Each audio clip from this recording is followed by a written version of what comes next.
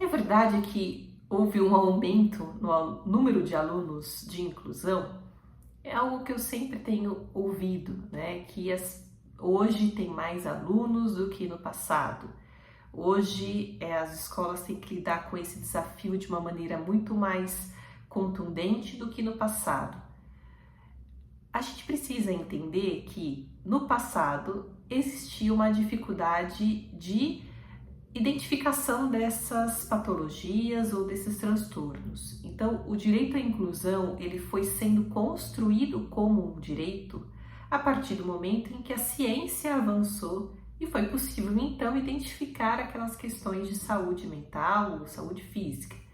Então, especialmente as questões de saúde mental, elas foram ali sendo tratadas pela ciência a partir dos anos 70, dos anos 80, isso começou a se tornar um tema de debate, de estudos pelo campo da ciência, e isso fez com que fosse possível, então, identificar de uma maneira muito mais precisa qual que era a questão que aquela pessoa apresentava. E isso traz para a gente, a partir do momento em que há uma definição, uma construção muito mais adequada do projeto pedagógico. Então, ou seja, quando eu identifico, eu consigo construir melhor como que essa pessoa vai aprender. Então, essa constatação, essa descoberta científica, digamos assim, ela repercute na escola. E essa repercussão, ela começou a acontecer a partir do final dos anos 80, início dos anos 90, quando de fato o direito à inclusão ele foi incluído na Constituição Federal. E é claro ao dizer que a inclusão deve ser feita em escola regular, sendo a escola especial uma excepcionalidade. Então, ou seja, você precisa incluir essas crianças no mesmo ambiente de uma escola regular. Então, essa mudança de paradigma, ela revela que o direito à inclusão se tornou de fato um direito. Então, esse é um primeiro ponto.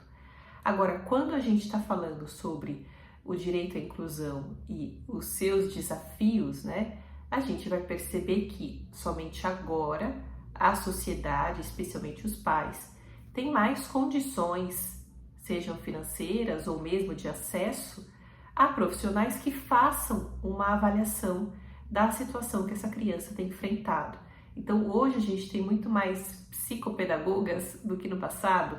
Hoje a gente tem muito mais psiquiatras especialistas nas condições infantis do que no passado.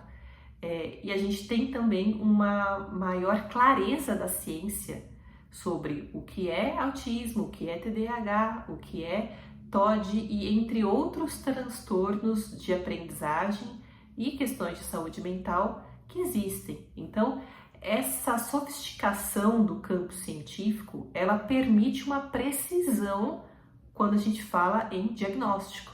Então, a gente teve esse acesso a partir dos anos 2010, 2015 e assim por diante.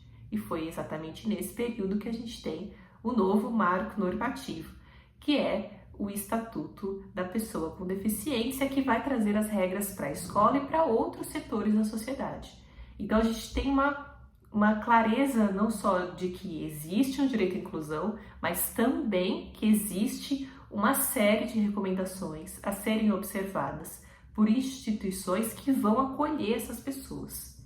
Então, a gente tem um avanço com relação à concretização desses direitos. Então, a gente tem, de fato, um número maior de pessoas que vão ser diagnosticadas, porque no passado o diagnóstico ele era muito genérico, ou então não era feito por preconceito ou por outras questões também.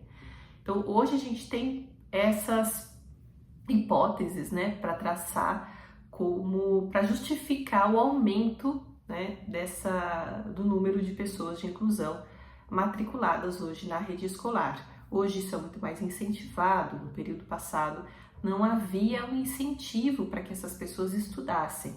Então a gente está falando realmente de uma mudança de paradigma, uma mudança de tratamento a essas pessoas que passaram então a ser vistas como sujeito de direitos e terem, por isso, direitos específicos e cada vez mais sofisticados.